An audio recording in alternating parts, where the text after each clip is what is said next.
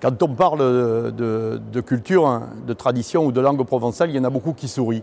En vérité, ils ont tort, parce que quand l'on ne sait pas d'où l'on vient, on ne peut pas savoir où l'on va.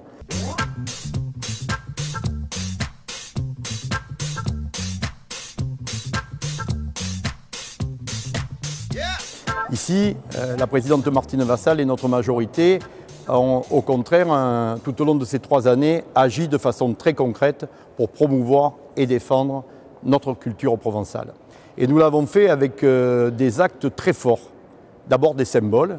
La présidente a souhaité que le drapeau de la Provence, sang et or, flotte sur tous les bâtiments départementaux. Elle a souhaité qu'il soit placé dans son bureau. Et elle a également voulu qu'il soit mis en très bonne position dans l'hémicycle de l'Assemblée départementale. Autre symbole tout aussi fort, elle a voulu que l'olivier, symbole s'il en est de la Provence, figure sur le nouveau logo du conseil départemental. Puis nous avons pris, avec Sabine Bernasconi et la présidente, une décision très forte, celle de rénover entièrement le muséum Art Latin d'Arles. C'était une volonté qui était la nôtre, d'en faire un lieu emblématique très fort, un lieu d'avenir, un lieu de modernité. Certes pour être fidèle à Frédéric Mistral qui l'a créé, mais également pour inscrire dans le futur cette volonté de défendre la Provence. Quand Martine Vassal m'a donné cette délégation de la langue et des traditions provençales, j'ai rendu visite à une personnalité illustre qui a consacré une partie de sa vie à défendre l'identité provençale. Et je lui ai dit, maître, je viens vous voir pour vous demander des conseils.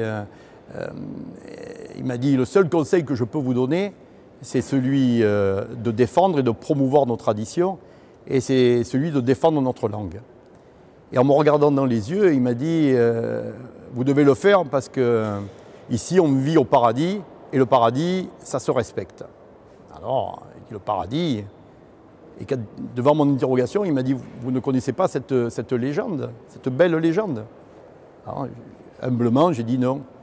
Il dit, je vais vous la raconter. Quand Dieu en a fini avec la création du monde, sur sa palette, il lui restait un certain nombre d'éléments. La montagne, la mer, le soleil, les rivières, le vent. Et il a décidé de mettre tous ces éléments et d'en faire la Provence. Et il a dit, Acco sera le paradis. Pour ceux qui ne comprennent pas le provençal, ça sera le paradis. Parce qu'en vérité, Dieu, lui, parle provençal. Et donc, je suis parti de chez lui avec au cœur l'intime conviction qu'il fallait effectivement agir pour ce territoire. Et que l'on soit provençal, de cœur, d'origine, d'adoption, en vérité, ce qui nous rassemble, c'est l'amour de ce territoire.